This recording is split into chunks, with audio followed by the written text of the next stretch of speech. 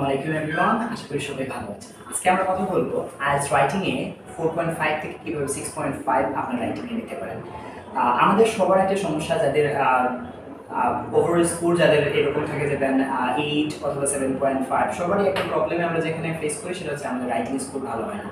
আর writing score ভালো না হওয়ার পিছনে অনেকগুলো কারণ থাকে। সো আজকে আমি কথা বলবো কিভাবে আইএলটিএস রাইটিং একটা ভালো স্কোর পাওয়া যায় এবং কোন কোন ভুলগুলা থেকে আমাদের বিরত থাকা উচিত। ওকে, সো আপনি যদি আমার চ্যানেল নতুন হয়ে থাকেন অবশ্যই সাবস্ক্রাইব করবেন, শেয়ার করবেন আর লাইক করতে তো ভুলবেন না। বাই দ্য ওয়ে, আমরা জানি writing A in total time হচ্ছে 60 মিনিট, আর রাইটিং এ দুইটা টাস্ক থাকে, টাস্ক 1 অ্যান্ড টাস্ক 2।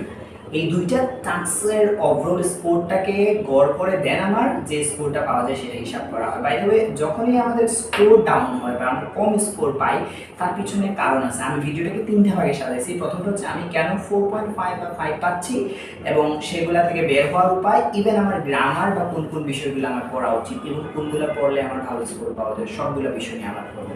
সো চলেন প্রথম পার্ট নিয়ে কথা বলি, সেটা হচ্ছে আমার 4.5 কেন আসতেছে। আমার যখন রাইটিং টাস্ক 1 এবং 2 ওভারঅল যখন আমার রাইটিং স্কোর 4.5 বা 5 আসতেছে, তার মধ্যে যদি প্রধান কিছু কারণ থাকে সেটা হতে পারে আপনার গ্রামারের সমস্যা, আপনি গ্রামার ভালো করে বুঝতে পারতেছেন না। ইন দ্য মিন টাইম আপনার যেটা সমস্যা সেটা হচ্ছে সেন্টেন্স মেকিং, হয়তো আপনার সেন্টেন্স মেকিং এর সমস্যা করে ফেলতেছেন, আপনি ভালো করে সেন্টেন্স মেক করতে পারতেছেন না।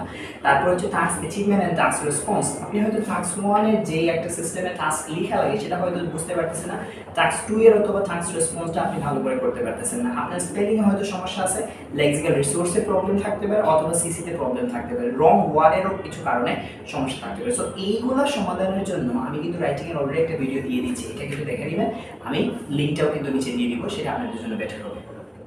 এখন একটা স্ট্যান্ডার্ড ওভারঅল স্কোরটা হচ্ছে 6.5, no less than 6 in any module. So এখন যদি আপনার রাইটিং এ কম স্কোর চলে আসে তাহলে কিন্তু ভিসা পাওয়ার ক্ষেত্রে ইভেন আমার মনটাও খারাপ হয়ে যায়। সো এইখান থেকে বের হওয়ার জন্য আমার কি কি করণীয় বা কোন কোন জিনিস করলে আমার রাইটিং একটা ভালো স্কোর আছে। বাই দ্য ওয়ে, আমরা যখন দুইটা পার্টে ভাগ করছি, যেহেতু আমরা রাইটিং এর দুইটা পার্ট, একটা হচ্ছে টাস্ক 1 আর একটা হচ্ছে টাস্ক 2। চলো আমরা প্রথমে টাস্ক 1 নিয়ে কথা বলি। টাস্ক 1 এ আমাদের অনেকগুলো কোয়েশ্চেন টাইপ থাকে, তাই না? Paragraph, line graph, pie chart, table, combine, map and diagram. আপনি যখন প্র্যাকটিস করবেন বাসায় রেগুলার, আমরা যেটা কি করি প্রত্যেক দিন লিখি, হ্যাঁ লেখা ভালো, অবশ্যই আপনি লিখবেন, তবে লেখার আগে আপনি ডেফিনেটলি আপনাকে যে কোনো একটা টাইপের কোয়েশ্চেন পড়তে হবে। ফর এক্সাম্পল, আজকে যদি আপনি ডিসাইড করেন যে আপনি প্যারাগ্রাফ লিখবেন, তাহলে আপনি দুইটা প্যারাগ্রাফ কোয়েশ্চেন আগে পড়েন। কেননা আপনি যখন দুইটা রাইটিং পড়বেন, ওই দুইটা থেকে একটু আইডিয়া নেওয়ার ট্রাই করবেন। ফর এক্সাম্পল, আপনি 7 ব্যান্ডের যদি কোনো রাইটিং পড়েন, অথবা 7.5 ব্যান্ডের অথবা 6 ব্যান্ডের যদি কোনো রাইটিং পড়েন, এখান থেকে কিন্তু ইজিলি কিছু আইডিয়া পাবেন আপনি।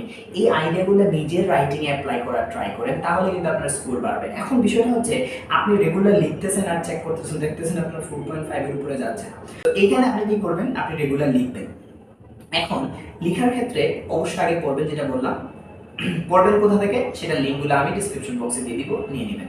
আরেকটা বিষয় হচ্ছে আপনি অবশ্যই রেগুলার দুটা করে পড়বেন, এর বেশি পড়ার দরকার নেই। দুইটা প্যারাগ্রাফ, ফর এক্সাম্পল আমি আজকে ডিসাইড করছি দুইটা প্যারাগ্রাফ লিখবো, তাহলে আমি আগে দুইটা প্যারাগ্রাফ পড়বো এবং একটা প্যারাগ্রাফ লিখবো। যেই দুইটা পড়বো এই দুইটা লিখবো না, অন্য একটা লিখবো। এখন কোথা থেকে লিখতে পারেন, আপনি নেটে সার্চ দিলে অথবা ক্যামব্রিজের বইয়ে হাজার হাজার কোয়েশ্চেন আছে, আপনি সেখান থেকে লিখে নিতে পারবেন। অ্যান্ড দেন আপনি যে বিষয়টা শিখবেন, যখনই আপনি পড়তেছেন রাইটিং এর যে সিম্পল আনসারগুলো আপনি পড়বেন, এখান থেকে কিছু শেখার ট্রাই করেন। ফর এক্সাম্পল, ওরা সেন্টেন্সটা কিভাবে লিখছে, ওভারঅলটা ওরা কিভাবে লিখে, একটা যখন আনকাউন্টেবল ফিগার ওরা অ্যাড করে, কোন স্টাইলে অ্যাড করে, বা আমার কোন জায়গায় ভুল হয়, ওই জায়গাগুলো ওরা কিভাবে লিখছে। আমি যখন আমার রাইটিং এর সাথে ওদের রাইটিং কম্পেয়ার করব, তখন আমার ভুলগুলো খুঁজে পাবো, এবং ওদের যেগুলো ওরা যেভাবে ইউজ করে আমি যদি এইভাবে ইউজ করার ট্রাই করি, hopefully you can get a good score in your writing. And definitely আপনাকে সেন্টেন্স স্ট্রাকচার শিখতে হবে, এটা কিন্তু অনেক ইম্পর্টেন্ট। আপনি সিম্পল আনসার যখন পড়বেন ইটস ফাইন, বাট আপনি তো একটা সেন্টেন্স কিভাবে লিখে সেটা তো জানতে হবে। আপনি যদি সেন্টেন্স লেখাটা না জানেন তাহলে কিন্তু সমস্যা। এখন হয়তো আপনি একটা সেন্টেন্স শিখছেন, যে কোনো একটা প্যাটার্নে রাইটিং টাস্ক 1 এ দুইটা প্যাটার্নের রাইটিং থাকে, একটা হচ্ছে কাউন্টেবল রাইটিং আর একটা আনকাউন্টেবল রাইটিং।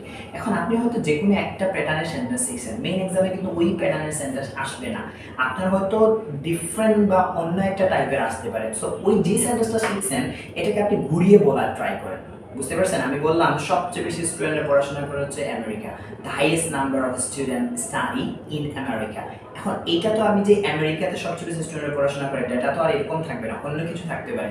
এখন যেই সেন্টেন্সটা আপনি আমেরিকাতে শিখছেন, যেখানে বেশি পড়াশোনা করে, ওইটাতে যাতে অন্য টাস্ক 2তেও যাতে আপনি টাস্ক 2 এর অন্য একটা সেন্টেন্সও যাতে আপনি ইউজুয়ালি সেটা ইউজ করতে পারেন। বাট টাস্ক 1 এর যাতে অন্য একটা সেন্টেন্সে আপনি ইউজ করতে পারেন সেটা আপনাকে মনে রাখতে হবে। ইন দ্য মিন টাইম আপনাকে রেগুলার রাইটিং লিখতে হবে। রাইটিং হচ্ছে কন্টিনিউয়াস প্রসেস। আপনি যদি লেখা বাদ দিয়ে দেন তাহলে কিন্তু আপনার রাইটিংয়ে কখনো ইমপ্রুভ হবে না। সো আমরা যখন পড়বো, পড়ার সাথে সাথে অবশ্যই লিখবো। আর হ্যাঁ, যখন আপনি লেখা শেষ হয়ে যাবে ডেফিনেটলি আপনার এই রাইটিংটা অবশ্যই কাউকে দিয়ে চেক করাবেন। আপনার যে টিচার থাকবেন, যেখানে আপনি কোচিং করতেছেন অথবা যেখানে IELTS শিখতেছেন, যিনি আপনাকে পড়াচ্ছেন ওনার কাছে অবশ্যই চেক করাবেন, তাহলে আপনার ভুলগুলা বের হয়ে আসবে। অ্যান্ড দিন শেষে যেটা করতে হবে, আপনাকে আপনার ভুল নিয়ে কাজ করতে হবে। আপনি যে দেখতেছেন বারবার আপনার একটা সেক্টরে ভুল হয়ে যাচ্ছে, ওই সেক্টর থেকে আপনি বের হয়ে আসেন।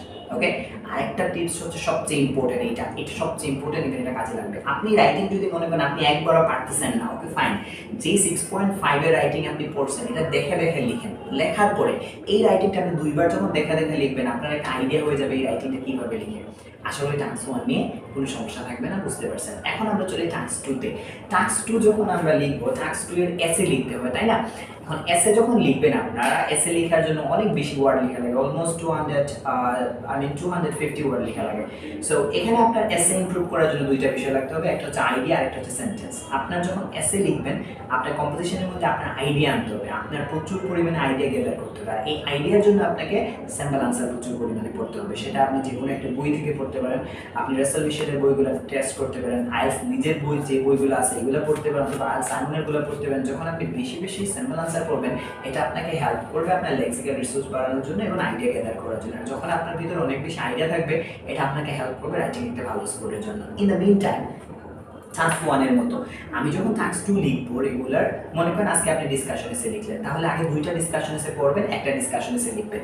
যেই দুইটা পড়বেন ওইখান থেকে কিছু শেখার ট্রাই করবেন। ফর এক্সাম্পল, ওরা কিভাবে একটা সেন্টেন্স লিখছে, কিভাবে ওরা ইন্ট্রো লিখছে, এক্সাম্পল কিভাবে দিছে, রেজাল্ট কিভাবে দিছে, এই যে লেখার ধরনটা, ওরা কমপ্লেক্স সেন্টেন্স কিভাবে ইউজ করছে, কম্পাউন্ড কিভাবে ইউজ করছে, এই সেন্টেন্সগুলো যখন আপনি শিখবেন তখন কিন্তু আপনার সেন্টেন্স স্ট্রাকচার নিয়ে সমস্যা থাকবে না। আরেকটা জিনিস হচ্ছে, রাইটিং টাস্ক 2 ইমপ্রুভ করার জন্য আপনাকে ভোকাবুলারি বাড়াতে হবে, ভোকাবুলারি রেঞ্জ বাড়াতে হবে, সেন্টেন্স স্ট্রাকচারটা জানতে হবে, ইভেন আপনাকে টেন্স নিয়ে ভালো করে কাজ করতে হবে। সো এইসব বিষয়গুলোতে একটু ফোকাস রাখবেন, যেটা আপনার জন্য ভালো হবে। আর ভোকাবুলারি সিস্টেমটা আপনি পার্টিকুলারলি ভোকাবুলারি না শিখে আপনি সিম্পল আনসার করবেন। ফর এক্সাম্পল, আমি যদি ক্রাইম রিলেটেড একটা এসে নিয়ে সিম্পল আনসার করি, এখানে ক্রাইম রিলেটেড যত ভোকাবুলারি আছে আমার শেখা হয়ে যাবে।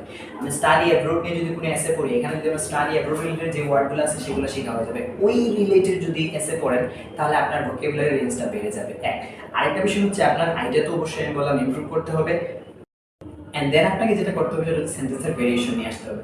সেন্টেন্সের ভেরিয়েশন মানে হচ্ছে আপনি রাইটিং টাস্ক 2 তে একবার যদি সিম্পল সেন্টেন্স ইউজ করেন, তারপর আপনি কন্ডিশনাল সেন্টেন্স ইউজ করার ট্রাই করেন, কমপ্লেক্স সেন্টেন্স ইউজ করার ট্রাই করেন, আপনি চাইলে কম্পাউন্ড ইউজ করতে পারেন, জিরান সেন্টেন্স ইউজ করতে পারেন। এই সেন্টেন্সগুলো আপনার স্কোর বাড়াতে সাহায্য করবে। এখন আপনি যদি same sentence like simple use করলাম, সারা রাইটিং আমি সিম্পল দিয়ে দিলাম, তাইলে কিন্তু হবে না। আপনাকে সেন্টেন্স স্ট্রাকচারটা ইমপ্রুভ করতে হবে। ওকে, টাস্ক 1 এর সেম কথা। টাস্ক 1 এ যদি আপনি একটা প্যাটার্নের সেন্টেন্স লিখেন তাহলে স্কোর আসার সম্ভাবনাটা কম। আপনাকে সেন্টেন্সের ভেরিয়েশন নিয়ে আসতে হবে, সেটা আপনার জন্য better. And last but not the least, definitely আপনার যে রাইটিংগুলো আপনি লিখছেন এগুলো অবশ্যই চেক করাবেন আপনি টিচারকে দিয়ে। কারণ আপনি যদি টিচারকে দিয়ে চেক না করান, আপনার যে মেজর ভুলগুলো আছে এগুলো আপনি শিখতে পারবেন না। সো এখানে আপনি যখন টিচার দিয়ে চেক করাবেন সেটা আপনার জন্য বেটার হবে। এখন চলেন আমি কিছু সাজেশন দিই, যে সাজেশনগুলো আপনাকে হেল্প করবে রাইটিংটা ইমপ্রুভ করার জন্য। আই মিন কিছু গ্রামার অথবা কিছু বুক। টাস্ক 1 এর জন্য যেটা করতে পারেন, যদি আপনার একদম বেসিকের মধ্যে প্রবলেম থাকে তাহলে আপনি এসেনশিয়াল গ্রামারটা রেগুলার পড়তে পারেন। এসেনশিয়াল গ্রামারের কাভার টেস্টটা আমি আমার ভিডিওতে দিয়ে দিচ্ছি, একটু দেখে নেবেন।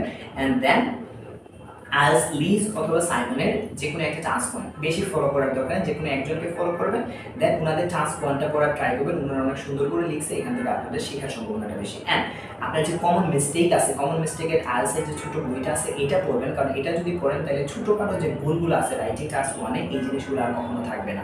In the mean time task 2 এর জন্য আপনি যেটা করবেন সেটা হচ্ছে রাসেল মিশেলের টাস্ক 2 বইটা কিনে নিতে পারেন। সেখানে আপনি স্যাম্পল আনসার যদি করেন অনেকগুলো আইডিয়া পাবেন। ওনার বইয়ে প্রচুর পরিমাণে এসে দেওয়া আছে। অ্যান্ড দেন সেন্টেন্স স্ট্রাকচারের ইমপ্রুভ করার জন্য আপনাকে রেগুলার 2 থেকে 3টা করে সেন্টেন্স লিখতে পারেন। ফর এক্সাম্পল, আমি যদি আজকে চিন্তা করি সিম্পল সেন্টেন্স লিখবো, সিম্পল তো আমরা পারি, তাই না? মনে করেন কমপ্লেক্স সেন্টেন্স লিখবো, তাহলে কয়েকটা কমপ্লেক্স সেন্টেন্স নিজে থেকে লিখেন। আগামীকাল আপনি চাইলে কন্ডিশনাল সেন্টেন্স দিয়ে লিখেন, তারপর দিন মডেল দিয়ে সেন্টেন্স লিখতে পারেন, সেটা আপনার কাজে লাগতে পারে।